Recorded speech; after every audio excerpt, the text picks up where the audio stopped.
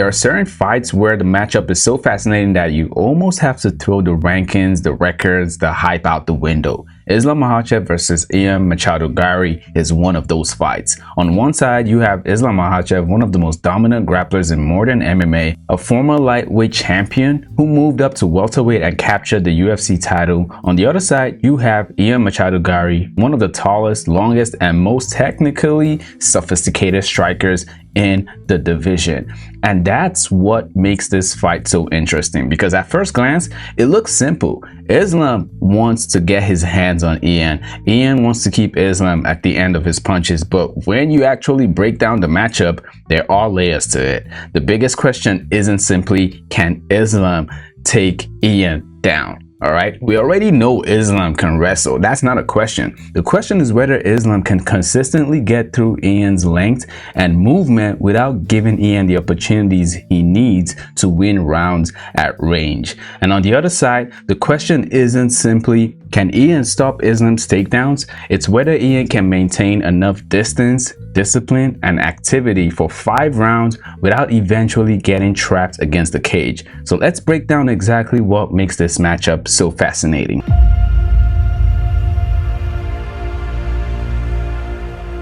Let's start with Islam. Islam's biggest strength isn't just his wrestling, it's his ability to connect everything together. That's what makes him so difficult to deal with. He can strike with you, he can pressure you, he can enter the clinch, he can take you down, he can control you. And once you're on the ground, he can transition from position to position until eventually you're faced to give him a submission. The statistics tell part of that story. The UFC lists Islam with 13 submission victories and a 16-fight winning streak, but statistically, it doesn't fully explain why he's so effective. It's the transitions. Islam doesn't necessarily need one perfect takedown. He can make you defend the first attempt, transition to the second, force you toward the cage, change levels again, and suddenly you're defending something completely different. That's why fighting Islam can feel like trying to solve a puzzle where the puzzle keeps changing. And that is particularly dangerous for someone like Ian Garry, because Ian's greatest weapon is his distance.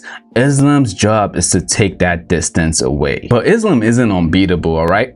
I always call him the perfect fighter, but he isn't unbeatable, and his biggest potential weakness in this matchup is the exact thing that Ian Garry does best: fighting at long range. Islam is at his most dangerous when he can establish his preferred range, close enough to threaten the takedown, close enough to enter the clinch, close enough to make his opponent worry about the level change. But Ian Garry is an unusually difficult fighter to simply walk towards. He's 6'3" with a 74.5-inch reach, compared with Islam listed as 5'10" with a 70.5-inch reach.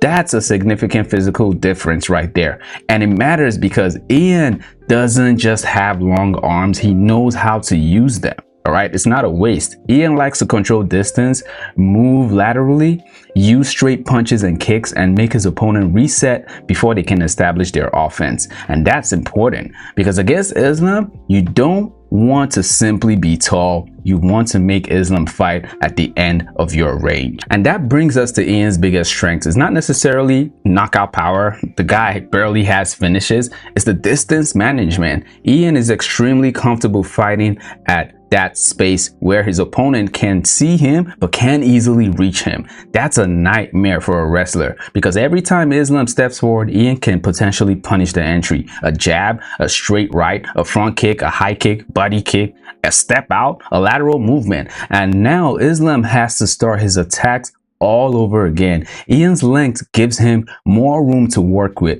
but the real weapon is his ability to combine that strength with movement. And we've already seen him use that kind of strategy against high-level opponents. His UFC profile lists over fighters such as Belal Muhammad, Carlos Prates. These are guys who have longer ranges than Islam Makhachev. Of course, their skill sets are vastly different, but we're talking about the range here. While his only professional loss came to Shavkat Rakhmonov, who's pretty much one of the tallest fighters in welterweight, honestly speaking. And that doesn't mean those fights are identical to Islam. Like I said, they're not.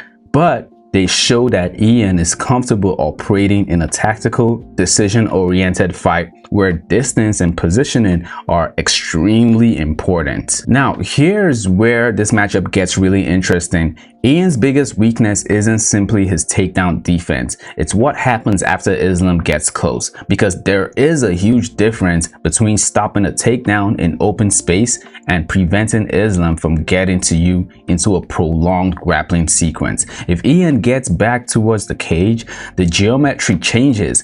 He can't simply run backward forever. The cage is behind him. His lateral movement becomes more limited, and suddenly Islam doesn't need to chase Ian around the octagon. He can cut the cage off. That's exactly what Islam wants. Islam himself has talked about wanting to pressure Garry because of his tendency to move and avoid exchanges, saying his plan involves following him and talking him down. That's what he's been saying in his interviews, and it kind of makes sense. That is key. Islam doesn't want to play Ian's game, and he's not going to. He doesn't want to spend 5 rounds chasing a 6'3" man around an enormous octagon. He wants to turn this into a small cage fight. Pressure, cut off the exits, force Ian towards the fence, clinch, and then wrestle. And that's exactly what he's going to try to do. Now, let's answer the most important question, I believe, in this fight. Does size and reach matter in this fight? Probably not in the way people think. Ian's 5-inch height advantage and roughly 4-inch reach advantage are significant at striking range. That can be enormous. Ian can potentially land shots from a distance where Islam can immediately return fire. But here's the catch. Size and reach becomes less important the closer the fighters get. Think about it like this. At the end of a jab, Ian has a huge advantage. At kicking range, Ian has an advantage. In the pocket, the advantage begins to shrink. In the clinch, it shrinks even more. And once Islam gets chest to chest with Ian and starts controlling his hips and legs, we're talking about a completely different fight right here. That's why the fight could almost be divided into 3 different zones, in my opinion. Long range, which is Ian's advantage. Pocket and striking exchanges, still potentially Ian's advantage, but more dangerous for both guys. But when it comes to the clinch and the ground, the advantage is absolutely towards Islam. So the fight is essentially about who gets to dictate the range. The biggest mistake Islam could make would be trying to simply walk forward and shoot a traditional takedown from too far away. This is similar to what Ilia Topuria did with Justin Gaethje, but what happened with that fight was him being stubborn, moving forward to get his knockout win. Islam will make a mistake if he does the same thing trying to get a takedown. Ian is too long for that. Instead, Islam is going to try to use his striking to create the wrestling. And he's done that several times. He did that against Dustin Poirier. And that's critical. Throw the jab, throw the low kick, give Ian something to react to. Then change levels, because the best takedown entries aren't always the ones you see coming. Islam can also attack Ian's legs as well. If Ian becomes too comfortable moving backward and laterally, Islam can start attacking the lead leg and forcing him to plant. Once Ian's movements become more predictable, Islam's wrestling becomes easier. And then there's the cage. Islam needs to cut Ian off rather than chase him. There's a difference. If Ian moves left, Islam shouldn't necessarily follow Ian to the left. He needs to take away the space Ian wants to move into. Force Ian towards the fence. Once Ian's back approaches the cage, the reach advantage doesn't disappear, but its usefulness changes dramatically. Ian can't simply extend his arms and move backward anymore. Islam can get underneath those long arms. He can attack the legs. He can attack the body lock. He can use trips. And once Ian is grounded, Islam's size disadvantage becomes far less relevant. But Ian Garry has his own solution, and it starts with one simple rule. Do not allow Islam to establish his preferred position. Ian cannot simply spend 5 rounds backing straight towards the cage. That's playing directly into Islam's hands. Instead, Ian needs to constantly reset his feet. Every time Islam steps forward, Ian needs to make him pay. Not necessarily with knockout shots. Again, he doesn't have those unless he surprises everybody. Every time Islam steps forward, Ian needs to try to cause some type of damage or contact, just enough to make Islam respect the entry. The jab becomes extremely important, the front kick becomes important, the straight right becomes important, and especially the lateral movement. I keep saying that. Ian needs to make Islam turn, because every time Islam has to turn and reset, he's not grappling, he's striking. That's a win for Ian. Another key is the underhooks, and if Islam gets into the clinch, Ian can't simply accept the position and try to survive. He needs to immediately fight for inside control, get his hips back, create separation, and get off the cage. Because against a fighter like Islam, surviving the first takedown attempt isn't enough. You have to escape the position. Honestly, I think this could be the most important part of the entire fight.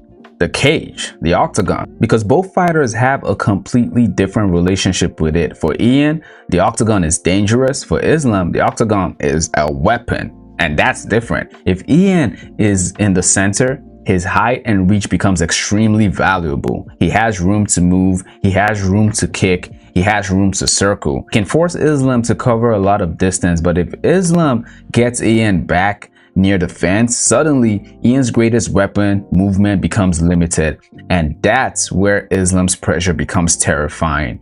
This is why Ian's footwork may actually be more important than his punching power, which again, I have to keep saying he doesn't really have. So it's very important he stays with his footwork, but Ian Garry always does that. He doesn't need to knock Islam out or get a finish. I don't think he'll be chasing that unless he gets overzealous. He needs to make Islam work just to reach him. So what does Islam's perfect fight look like? I'd expect pressure from the opening bell. Don't rush, don't overextend. He doesn't really do that. He's gonna try to cut the cage, attack the legs, use the striking to create reactions, then wrestle. If Islam gets Ian down, he's going to try his best to not immediately chase the submission. He's going to control him first, make Ian carry his weight, force Ian to work, make him stand up, then take him down again. Just wear him out over time. That repeated cycle is important because Islam doesn't need one giant movement. He can win the fight by accumulating control. And if Ian becomes tired, the size advantage that looks so intimidating in round 1 could become less relevant by rounds 4 and 5. Ian's perfect fight looks completely different. He wants space, lots of it. He wants Islam walking forward, he wants Islam reaching, he wants Islam chasing, and he wants to punish every failed entry. Ian is going to try his best to attack the body as well. That's important because body work can slow down pressure. If Islam has to respect kicks and straight punches to the body, it becomes harder for him to simply march forward.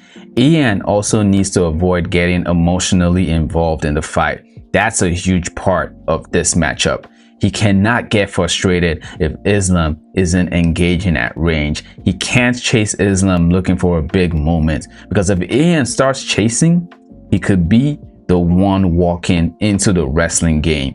Ian needs to make Islam frustrated, not the other way around. And here's the biggest X factor. It's, can Ian maintain his range for 25 minutes? That's the main question, because I don't think Ian needs to dominate every minute. He needs to win enough minutes at range while preventing Islam from putting together long grappling sequences. And that's easier said than done, if we're being honest. Islam has spent years fighting elite opponents who know exactly what he wants to do, and he keeps finding ways to get them into his world. At the same time, Ian presents a physical problem that Islam hasn't faced in exactly this form.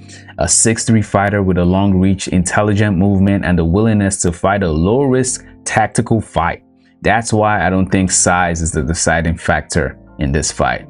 I think how size is used is the deciding factor. So here's my prediction. If this fight stays at long range, I do favor Ian Garry. The height, reach movement, and distance management give him a very interesting advantage. He can make Islam work just to get into striking range. But if Islam consistently gets Ian to the cage, I think the fight changes dramatically, because once Islam can establish the clinch, start attacking the legs, and force Ian into extended grappling sequences, Ian's physical advantages becomes less important. And that's why I ultimately lean towards Islam Makhachev winning this fight. Not because Ian isn't capable of beating him, he absolutely is, but Islam has more ways to force his preferred fight. Ian needs the fight to happen at a preferred range. Islam can create his range. He can pressure, he can wrestle, he can clinch, he can control, and he can turn a striking fight into a grappling fight. That's the difference. Ian's path to victory is keeping the fight big. Islam's path to victory is making the fight small. If Ian can keep the center of the octagon, maintain his distance, and make Islam repeatedly reset, this could be one of the toughest stylistic challenges Islam has faced at welterweight. But if Islam gets Ian against the cage early and proves that he can repeatedly close that distance, the size difference could end up becoming almost irrelevant. Because in MMA, being the bigger man is an advantage, being a stronger man is an advantage, but neither one matters nearly as much when your opponent is attached to your hips. And that is exactly what makes Islam Makhachev versus Ian Garry such a fascinating matchup. Length versus pressure, distance versus control, striking range versus grappling range, and ultimately the question simply is, can Ian keep Islam away enough to win the fight, or can Islam get close enough to turn the entire fight in his wall? That's what we'll find out. But let me know what you think in the comments. Who do you think wins this fight? Do you think I'm tripping in anything I said? Don't forget to like this video, share, subscribe to the channel if you want more breakdowns like this. I'll see you in the next one.